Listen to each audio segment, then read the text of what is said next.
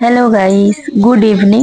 আজকের ব্লগটা আমি ইভিনিং থেকে নিয়ে শুরু করলাম আর আপনাদের সঙ্গে নিয়েই শুরু করলাম। তো আজকের ব্লগটা দেখতে থাকুন আর পাশে থাকুন। এখন সন্ধ্যার সময় তো চা বানাবো, ভাবলাম যে আজকে একটু দুধ চা বানাই। দুধ চাটাই বেশিরভাগ বানানো হয়, ও আজকে শুধু নয়, আমি প্রায় দুধ চাই বানিয়ে খাই। এখন চা বানাবো, ইয়াম পাপাও বললো যে একটু চা খাবে।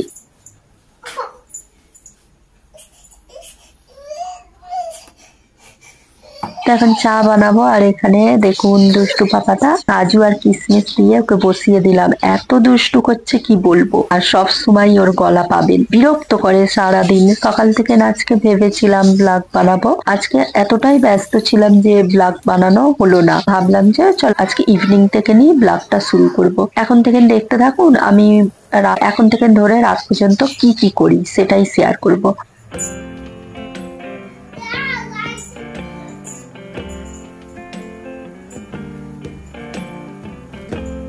আর এখানে দেখুন, এটা সকালের নাস্তা ছিল, পেটাই পরোটা আর ঘুগনি এনেছিল। কিছুটা পরোটা রয়ে গেল, এটা রেখে দিয়েছিলাম, তা এখন খেয়ে নেব।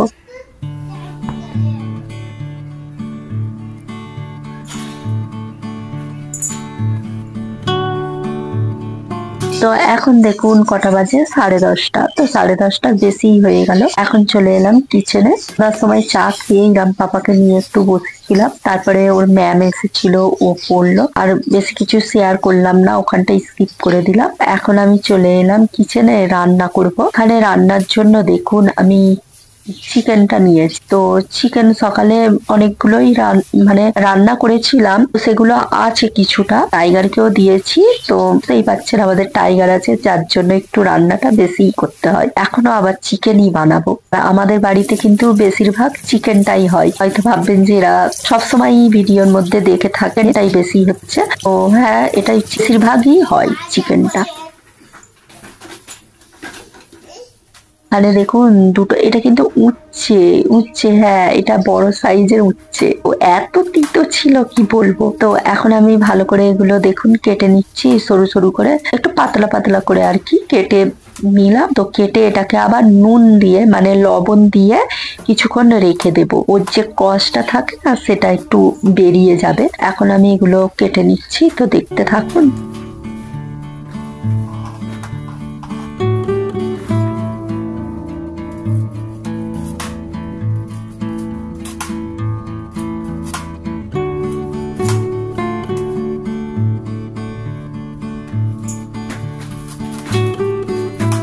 এই যে দেখুন সুন্দর করে কেটে নিয়েছি, কিন্তু গোল গোল করে নয়, মানে গোল করে কেটে আবার সরু সরু করে কেটে নিয়েছি। এর মধ্যে এখন লবণ দিয়ে দিলাম, লবণ দিয়ে এটা কিছুক্ষণ রেখে দেব। তার মধ্যে আমি চিকেনটা ফ্রাই করে নেব, এর মধ্যে আলু দেব। তো আলুটাও ফ্রাই করে নেব। তো এটা লবণটা আর কি পুরোটা মাখিয়ে নিলাম। তো এখন চলে এলাম চিকেনটা ফ্রাই করার জন্য। চিকেনটা কড়া করে একদম ফ্রাই করব। তো চিকেন কিন্তু ফ্রাই করে রান্না করলে কিন্তু দারুণ লাগে। যারা করেননি ফ্রাই করে রান্না, তারা একবার কিন্তু ট্রাই করতে পারেন, দারুণ স্বাদ। আমি অল্প করে আলু কেটে নিলাম। তো আলুটা কেটে জলটা ঝরিয়ে আমি রং মাখিয়ে রেখে দিলাম, মানে একটু জাফরং দিলাম। এর সঙ্গে অল্প করে আলু দেবো।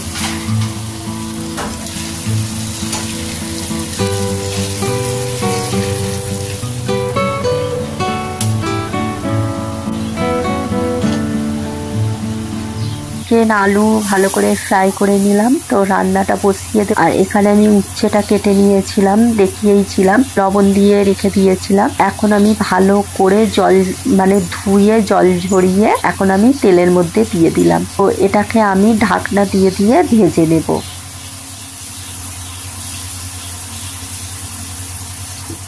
চিকেনটা বসিয়েছি, এটাকে ভালো করে কষিয়ে নেব। যে দেখুন চিকেনটা বসিয়ে দিলাম আলু দিয়ে।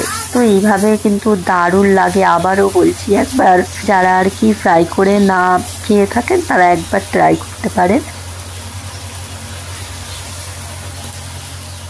তো এখানে দেখুন সরিষার তেল দিয়ে দিলাম আমি ভাজার মধ্যে, আবার ঢাকনা দিয়ে দিলাম, আবার ঢাকনা খুলে আমি পেঁয়াজ কুচি দিলাম, তো আবারও আমি নাড়াচাড়া করে ঢাকনাটা দিয়ে দেব।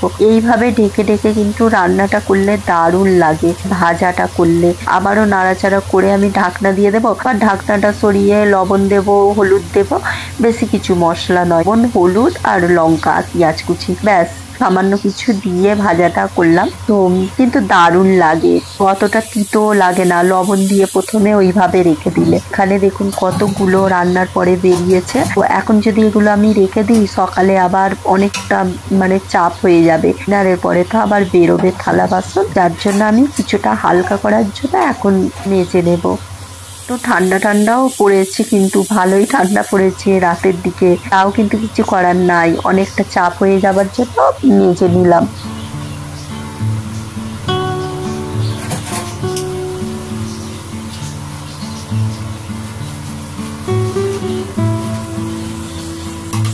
বলতে বলতে দেখুন ওর পাপা চলে এসছে। রঞ্জুদের আশপাশে যারা আছে তারা তো জানবেই, এখানে একটা নতুন দোকান হয়েছে দেখুন মিষ্টি, সেখান থেকে নিয়ে ওর পাপা লাড্ডু মানে ছানার সন্দেশ, তো এগুলো নিয়ে এসছে। তো দারুণ টেস্টি ছিল। তো যারা আছেন আশেপাশে তারা একবার ট্রাই করতে পারেন।